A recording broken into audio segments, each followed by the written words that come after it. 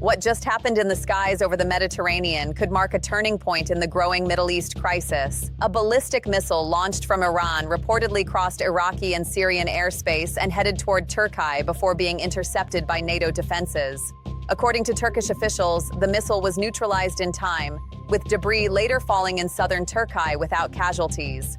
It is believed to be the first time NATO forces have intercepted an Iranian missile heading toward the airspace of a member state since the latest regional escalation began. The moment the radar screens lit up, it signaled that the regional crisis had just crossed another critical threshold. According to the Turkish Ministry of Defense, a ballistic missile believed to have been launched from Iran traveled across Iraqi and Syrian airspace before approaching Turkey's airspace.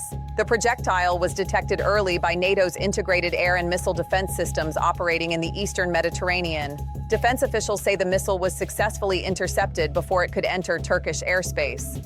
Reports from security sources cited by international media indicate that a U.S. Navy destroyer deployed in the Mediterranean may have participated in the interception operation as part of NATO's wider defensive network. Debris from the defensive interceptor later fell in Hatay province in southern Turkey, but authorities confirmed that the fragments landed in an uninhabited area and no casualties were reported. Military analysts note that this marks the first confirmed instance since the latest Middle East escalation began in which NATO forces intercepted a missile believed to be linked to Iran while it was heading toward the airspace of a NATO member state. Turkish officials emphasized that their armed forces remain on high alert, while NATO reiterated that its missile defense architecture across the Mediterranean and Europe continues to operate at full readiness to protect Allied territory and airspace. Within hours of the interception, NATO and Turkish officials moved quickly to clarify the situation and reassure allies. Turkey's government confirmed that the missile had been neutralized before entering its airspace, emphasizing that national and allied defense systems functioned exactly as designed. NATO representatives stated that the alliance remains fully committed to protecting the territory and airspace of its member states. However, officials also indicated that the incident is unlikely to trigger Article 5 of the NATO treaty, the clause that treats an attack on one member as an attack on the entire alliance. Analysts note that Article 5 has been invoked only once in NATO's history, following the attacks of September 11, 2001. Still, the event underscores how rapidly tensions in the Middle East are affecting the wider security landscape. NATO emphasized that its integrated missile defense network across Europe and the Mediterranean remains active and capable, while Turkish authorities reiterated that all necessary measures will continue to be taken to safeguard national sovereignty and regional stability. While the interception over the Mediterranean drew global attention, events on the ground inside Iran reveal the scale of the wider conflict. According to statements from U.S. Central Command officials cited in regional reporting, nearly 2,000 targets across Iran have been struck since the latest phase of military operations began. These targets reportedly include missile launch sites, storage facilities, and various military assets, with officials saying hundreds of missiles and launch platforms have been destroyed. Inside the capital, Tehran, a city of roughly 10 million people, daily life has been noticeably disrupted. Local accounts describe once busy streets becoming unusually quiet as residents limit travel and many businesses temporarily close. Civilians say the uncertainty between alerts and explosions has created a constant sense of tension across parts of the city. Analysts say the scale of the strikes reflects a sustained effort to degrade military infrastructure, while the broader regional crisis continues to unfold, leaving many observers closely watching whether the situation stabilizes or expands further.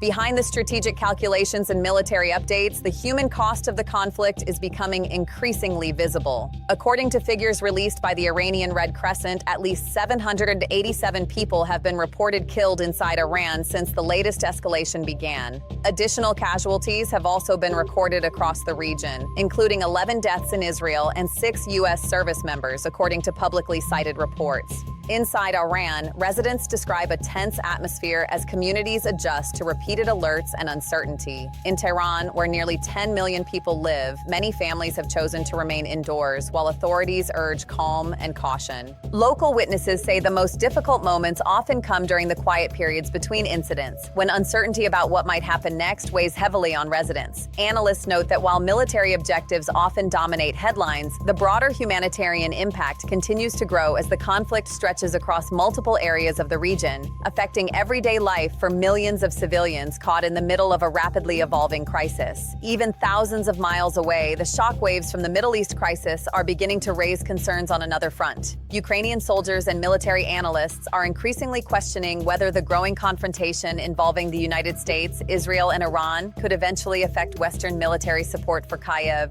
According to reporting cited by regional media, intercepted communications discussed by Russian sources suggested that some Ukrainian troops fear a potential shift in Western priorities if the Middle East conflict continues to expand. Their concern centers on the supply of advanced air defense interceptors and ammunition, which remain critical to Ukraine's defensive capabilities. Ukrainian President Volodymyr Zelensky addressed the issue publicly, stating that there are currently no confirmed signals from the United States or European partners indicating a reduction in interceptor supplies, including systems such as Patriot PAC-3 missiles. However, he acknowledged that the situation is being closely monitored. Defense experts say that modern conflicts are increasingly interconnected, meaning developments in one region can quickly influence military logistics, production capacity, and strategic planning in another. But the real strategic pressure point may lie far from the battlefield, at sea. As tensions escalate, global attention is rapidly shifting toward the Strait of Hormuz, one of the most critical energy corridors on the planet. Iranian officials have issued warnings affecting maritime activity near the strait following the latest wave of military operations in the region. The Strait of Hormuz, located between Iran and Oman, is only about 33 kilometers, 21 miles wide at its narrowest point, yet it carries an enormous share of the world's energy supply.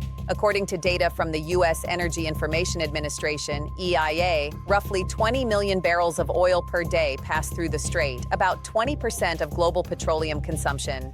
It is also a key route for liquefied natural gas, LNG exports, particularly from Qatar, one of the world's largest LNG suppliers. Analysts warn that even temporary disruptions or security alerts in this narrow waterway can send immediate shockwaves through global energy markets and shipping routes. The moment concerns about the Strait of Hormuz intensified, global energy markets reacted almost instantly.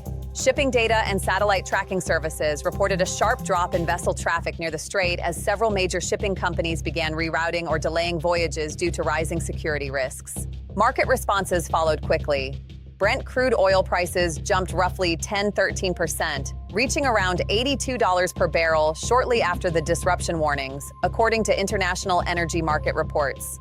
Analysts from firms such as Capital Economics and Wood Mackenzie caution that if disruptions in the area persist, prices could move significantly higher and potentially approach the $100 per barrel range. The ripple effects extend beyond oil. Natural gas markets are also sensitive to developments in the region because a substantial portion of global liquefied natural gas exports from Qatar passes through Hormuz. Economists warn that prolonged instability could push energy costs upward worldwide, affecting transportation, manufacturing, and inflation across major economies. Yet the Strait of Hormuz is not just a strategic advantage, it is also a major risk for Iran itself. Military analysts often describe the waterway as a powerful geopolitical lever, but one that can easily become a double-edged sword. Iran controls much of the northern coastline along the strait and maintains a range of naval capabilities there, including fast attack boats, coastal missile systems, drones, and sea mines designed to disrupt maritime traffic if tensions escalate. However, Iran also depends heavily on this same corridor. According to OPEC data, Iran exports roughly 3.1 million barrels of oil per day, much of which moves through the Strait of Hormuz toward Asian markets. Any prolonged disruption would therefore affect not only global supply but also Iran's own economic lifeline. For that reason, many experts believe that threats involving Hormuz are often intended to create strategic pressure rather than trigger a long-term shutdown. Still, even limited disruptions can reshape global energy markets within hours. One development that quickly drew global attention was the report of heavy civilian casualties linked to a strike near a school in southern Iran. According to statements from Iranian officials, the incident reportedly occurred in Manab, Hormozgan province, where authorities say a school complex was hit during the early phase of the military campaign. Iranian sources claim that 168 female students, along with 14 teachers and staff members, were killed in the incident, making it one of the most tragic events reported since the escalation began. Images from funeral ceremonies circulated widely, showing rows of small graves that have intensified international concern. The reports triggered reactions from several international organizations. The United Nations Human Rights Office called for a thorough and independent investigation, while UNESCO expressed concern over damage involving educational facilities. Officials in Washington stated that they are reviewing reports of civilian casualties connected to ongoing operations. Meanwhile, Israeli military representatives said they have no record of operations in that specific location, highlighting the continuing dispute over what exactly occurred. As tensions continue to rise across the Middle East, the interception of that missile may be only one moment in a much larger and still unfolding crisis. The key question now is whether these developments will stabilize the situation or push the region into a deeper confrontation. What do you think happens next? Share your thoughts in the comments below. If you found this report useful, please like the video and subscribe for more updates. Thanks for watching, and see you in the next report.